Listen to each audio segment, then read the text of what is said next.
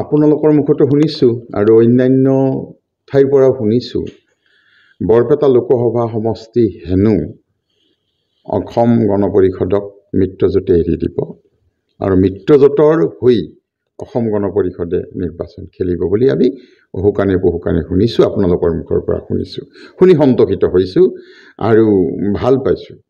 আমি দীৰ্ঘদিন ধৰি কেইবাটাও বছৰ 2-3টা বছৰ ধৰি আমি বৰপেটা লোকসভা সমষ্টি সংগঠনৰ কামত আত্মনিয়োগ কৰি আছোঁ আৰু দিনে নিশাই আমি বিভিন্ন কৰ্মীক লগ কৰি বিভিন্ন মানুহৰ লগত লগ হৈ অসম গণ পৰিষদ দলক শক্তিশালী কৰাৰ কামত নিয়োজিত হৈ আছোঁ আৰু সেয়েহে আমি বৰ সন্তোষিত হৈছোঁ যে আমি বা অসম গণ পৰিষদ দলে মিত্ৰজোঁটৰ হৈ বৰপেটা লোকসভা সমষ্টিত নিৰ্বাচন খেলিব পাম।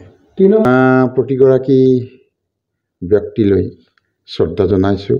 আমাৰ দৰে সাধাৰণ মানুহৰ নাম মুখে মুখে হোৱা বুলি আপুনি কৈছে, আমি সন্তোষিত হৈছোঁ, সুখী হৈছোঁ আৰু পৰমপিতা পৰমেশ্বৰৰ ওচৰত প্ৰাৰ্থনা জনাইছোঁ যাতে আমি এনেধৰণৰ বিষয়ত অগ্ৰসৰ হ'ব পাৰোঁ আৰু ৰাইজক সেৱা কৰিব পাৰোঁ। যিহেতু আসনখন আচলতে বিৰোধীৰ পক্ষত আছিল, এইবাৰ আচলতে অগপক যিহেতু এৰি দিব, কিমান দূৰ সক্ষম হ'ব এইবাৰ ধৰি ৰাখিবৰ কাৰণে? 100% পূৰ্ণ শতাংশই বিজয় হ'ব আৰু বিপুল ভোটৰ ব্যৱধানত অগপ বা মিত্ৰজোঁটে ইয়াত শেষ হাঁহি মাৰিব।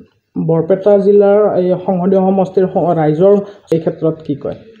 আমিও আশাবাদী, অসম গণ পৰিষদ দলে আশাবাদী আৰু মিত্ৰজোঁটৰ প্ৰতিগৰাকী ব্যক্তিয়ে বা দলৰ সদস্যই আশাবাদী মিত্ৰজোঁটৰ এই সমষ্টি হ'ব, সেই আশা বিজেপি, এজিপি, ইউপিপিএল সকলো কৰ্মী আৰু অকল এজিপি বুলি ক'লে বা অগপ বুলি ক'লে এইটো নহ'ব।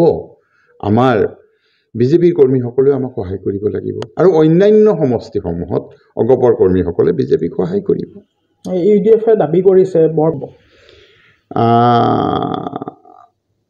আপোনালোকে ভাবি চাওকচোন, বৰপেটা তেওঁলোকৰ দুৰ্গ হ'ব পাৰেনে?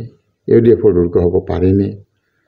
কেতিয়াও নোৱাৰে, কেতিয়াও দুৰ্গ নহয়। মাত্ৰ কৌশলগত কাৰণত আমাৰ মিত্ৰজোঁটে দুই-এবাৰ ইয়াত নিৰ্বাচনত হাৰিছে। এটা কাৰণত যে ই কৌশলগত কাৰণত হাৰিছে, কাৰণ আমাৰ ভোট বিভাজন হৈছিল। আমাৰ মিত্ৰজোঁটৰ একেলগে অগপ বিজেপিয়ে নিৰ্বাচন খেলিলে আমি হয়তো ক'ৰবাত পৰাজিত হৈছিলোঁ। সেইবুলি অসম গণ পৰিষদ দল বা মিত্ৰজোঁটে এইবাৰ ইয়াত হৰাৰটো প্ৰশ্নই নাহে। ইয়াত নিৰ্বাচনত বিপুল ভোটৰ ব্যৱধানত জয়যুক্ত হ'ব। বিজেপি আৰু এজিপিত এতিয়া ইউপিপিএল আৰু কংগ্ৰেছে যোগদান কৰিয়েই আছে। ই এক নতুন কথা নহয়। অগপ আৰু বিজেপিৰ হাতত সকলো পৰাভূত হৈছে, সকলোৱে আহি এই দুটা দলত যোগদান কৰি আছে। অজস্ৰ কংগ্ৰেছ কৰ্মী আমাৰ দলত যোগদান কৰিছে আৰু কৰিব, আৰু বিজেপিতটো কৰিয়েই আছে। গতিকে মিত্ৰজোঁট শক্তিশালী হৈছে, বিৰোধী নাথাকিবগৈ। অসমত মিত্ৰজোঁটৰ কোনো বিৰোধী নাথাকিব। মুখ্যমন্ত্ৰী ডাঙৰীয়াই অহা 5 তাৰিখে আহি আছে বজালীত, কেনেকুৱা অনুভৱ? আমি স্বাগত সম্ভাষণ জনাইছোঁ। আমাৰ মুখ্যমন্ত্ৰী অহাৰ লগে লগে বিভিন্ন ধৰণৰ আঁচনি মুকলি কৰিব আৰু বজালীবাসী উপকৃত হ'ব। আমি তেখেতক সম্ভাষণ জনাইছোঁ আৰু পৰম আন্তৰিকতাৰে আশা কৰিছোঁ আমাৰ বিভিন্ন আঁচনি মুকলি হ'ব।